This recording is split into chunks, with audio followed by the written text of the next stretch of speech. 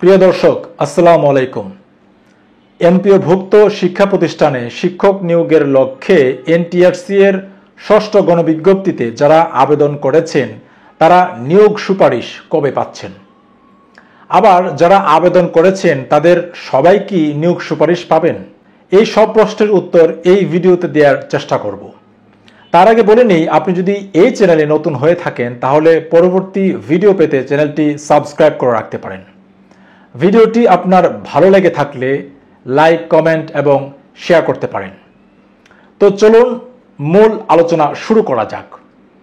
জাগো নিউজে প্রকাশিত এক রিপোর্টে যেটি বলা হচ্ছে যে ষষ্ঠ গণবিজ্ঞপ্তিতে আবেদন শেষ হয়েছে গত 13 জুলাই। এখন চলছে যাচাই প্রক্রিয়া। যাচাই বাছাই শেষে খুব শিগগির চূড়ান্তভাবে শিক্ষক নিয়োগের সুপারিশ করবে বেসরকারি শিক্ষক নিবন্ধন ও প্রত্যয়ন কর্তৃপক্ষ অর্থাৎ এনটিআরসি। এনটিআরসি এর সচিব এএমএম রিজওয়ানুল হক এই তথ্য জানিয়েছেন জাগো নিউজকে। তিনি যেমনটি বলছেন যে খুব অল্প সময়ের মধ্যে এবার নিয়োগ সুপারিশ করা হবে। এবার আবেদনের সঙ্গে পুলিশ ভেরিফিকেশন ফর্ম পূরণ করেছেন প্রার্থীরা। এই জন্য সুপারিশের জন্য সবকিছু প্রস্তুত করতে বেশি সময় লাগবে না।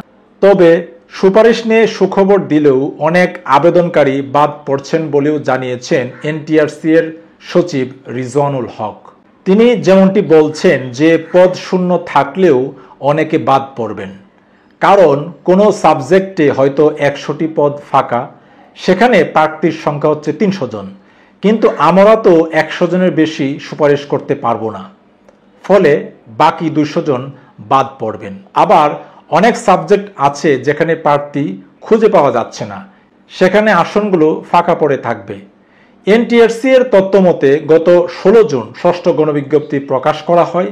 এতে দেশের স্কুল, কলেজ, মাদ্রাসা, কারিগরি ও ব্যবসায় ব্যবস্থাপনা শিক্ষা প্রতিষ্ঠানে বিভিন্ন বিষয়ে 1,822টি শূন্য পদে আবেদন আহ্বান করা হয়।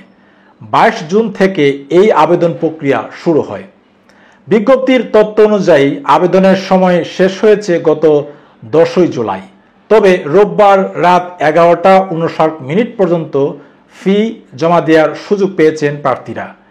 নির্ধারিত সময়ের মধ্যে ফরম পূরণ ও ফি পরিশোধ করে সফলভাবে আবেদন করেছেন 57,840 জন।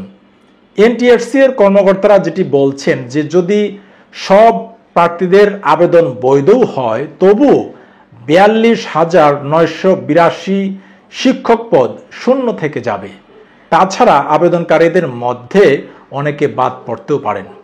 সেই ক্ষেত্রে অনেক শিক্ষা প্রতিষ্ঠান চাহিদা দিয়েও শিক্ষক পাবে না, ফলে সেসব প্রতিষ্ঠানে শিক্ষা কার্যক্রম ব্যাহত হতে পারে। এনটিআরসি এর কর্মকর্তারা যেটি বলছেন যে সব প্রার্থীর আবেদন যদি বৈধও হয় তাহলেও 42,982 শিক্ষক পদ শূন্য থেকে যাবে। এই সংখ্যাটা নিশ্চয়ই মোটেও কম নয়। তো দর্শক, ষষ্ঠ গণবিজ্ঞপ্তির শিক্ষক নিয়োগের সুপারিশ নিয়ে এই ছিল সংবাদ। আপনারা ভালো থাকবেন, আপনাদের সবার জীবন সুন্দর হোক।